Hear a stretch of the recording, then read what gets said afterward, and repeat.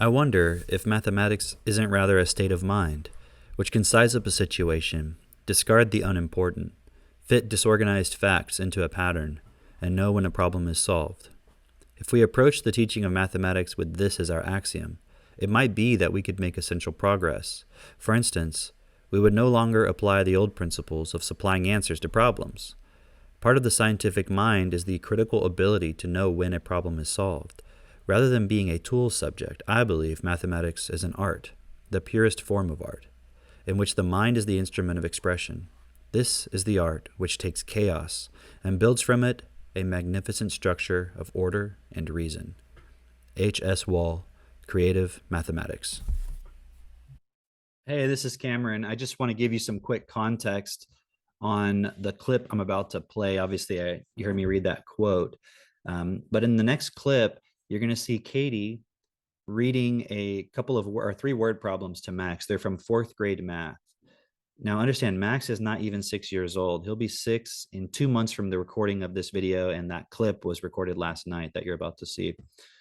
And in it, you're going to see his reasoning process. You're going to see him making some mistakes, but us not telling him the answer, helping him reason it out just by asking questions. And you're going to see how he comes to conclusions that I think if you can wrap your mind around the fact that he's not even 6 years old, it's probably going to blow your mind a little bit. At the end of the day, I really just want your mind to expand to consider the possibility that with the right tools, specifically TechnoTutor, your child or any child in this world can be supported to become far more effective than they are currently in this world, in school, in what you normally call homeschooling or unschooling or any of these other approaches. None of those even touch or even come close to what we're doing with TechnoTutor. And so I want you to see Max's reasoning ability. And I want you to see he's just a kid. And he's not sitting all day studying math, memorizing stuff. We just do our TechnoTutor. We spend a lot of time playing, a lot of time talking, interacting, having fun, but also within that, as the parents guiding the point. And there's a lot of debate over should you formalize instruction and just teach everything and have them memorize everything, or should it just be fun and freeing and playing? Well, there's a balance, right? With TechnoTutor, you get the structure and you get things integrated so effectively that the child can learn a lot faster than they would normally learn. It requires less instruction, less time spent anyways, in terms of trying to remember and memorize and all that stuff. So I'm not going to talk a whole lot. I just wanted to give a little bit of context. Katie had been reading some articles about children right now struggling with fourth grade math. And we just want to show you, we picked up some random fourth grade word problems, asked Max if we could do a video of him answering the questions, and the rest, you can see it speaks for itself. At the end of the video, if you haven't yet decided to start using TechnoTutor for yourself and or with your children, I highly suggest that you reach out either to myself if you're finding this video randomly, or talk to the person who's showing it to you and ask them, how can you see TechnoTutor? How can you find out how it works? Have a demonstration of it. And then I would highly suggest that you make that decision to start using it sooner rather than later, even if you don't have kids. Start preparing yourself now to be the parent that you would ultimately wish you had been if you didn't otherwise. Okay, enjoy. Okay.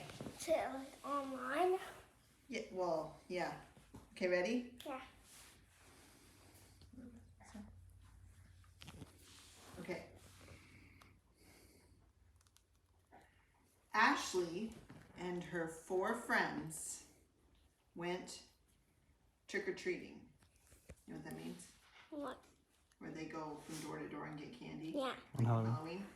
Okay. Each of them got 4/5 of a bag of candy. 4/5 each of them.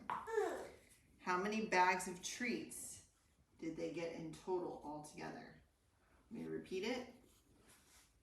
Ashley and her 4 friends. Ashley and her 4 friends. They went trick-or-treating and they each got 4/5 of a bag of candy. So how many bags did they get all together?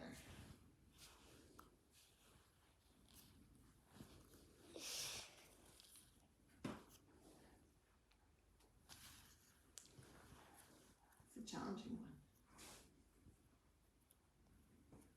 I want to give me the next. You could do this one though. Do the next. How many people are there? Ashley and her 4 friends.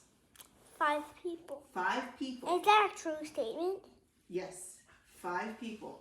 They each got 4/5 of a bag. 5 people each got 4/5 of a bag.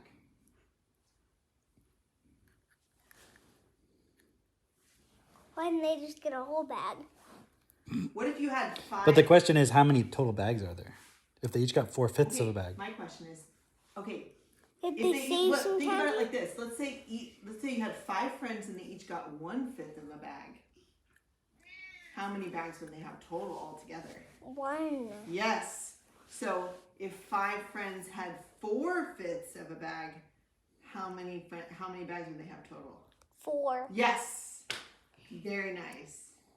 Very nice. Okay, now go to the next. Okay, one other one. Okay. Ken drinks 2/7 of a carton of milk every day, each day. What'd you say? 2/7. 2/7 of a carton of milk every day. How much milk would he drink in 3 days?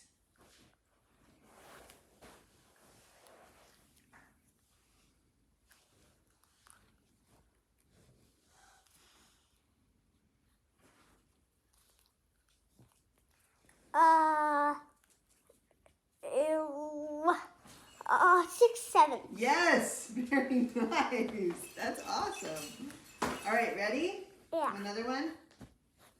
Okay, let's see. Oh. Let's see. Hold on, let me find another one. Bag of flour to make that dozen cookies. How many bags would I need if I was going to make 10 dozen cookies? So I'll say it again. Each dozen needs 3/4 of a bag. How many would I need? How many bags would I need if I was going to make 10 dozen cookies? Can I just act it like you need a whole bag to do 1 dozen? You can, but then you have to look and see, are you overestimating? Because I don't want to pay too much for flour. Well, you don't want to use too I much. want really close to the exact amount. But if you use the wrong amount, it won't be the right recipe, right? But we're estimating number of bags I'll need. So actually, your plan is a good way to go to think about it in the beginning. Yeah. Because 3/4 is very close to 1, isn't it? Yeah. It's off by 1/4. So why don't I just take off 10/4 after that? Yes. So do that. So how many bags? If we assumed I need 1 bag per dozen, how many bags would I need? 10. How many fourths is that? Or you can think about it like this. Hold on. How many? Hold on, wait. Okay. 10/4. How many bags is that?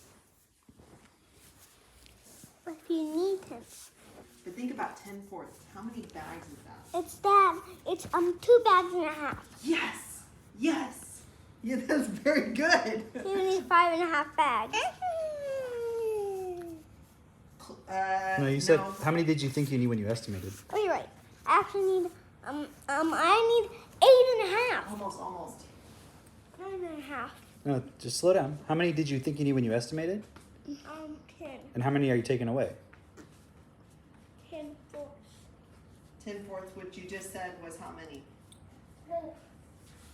2 bags and a half. Right, so you take that away from 10, what do you have?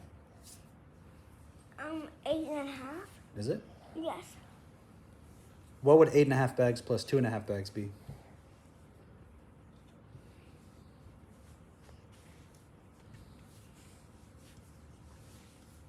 Just 2 bags. 10 minus 2 is 8. What's Would be like 10 minus 7.5. 2? Yes. Correct. Very nice. That's 4th grade math. Doing it all in his head. All in his No head. paper. Just talking.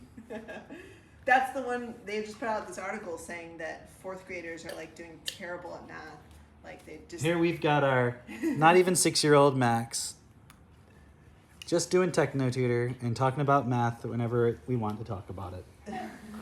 And he can already do 4th grade He's math figuring in it his out, head. It's not memorized. That's right. And we just did a video of Seneca Copelia, as we call her sometimes, doing math in her head, probably 1st grade math, I'm guessing. What do you think about that, Copelia? That's good. That's good.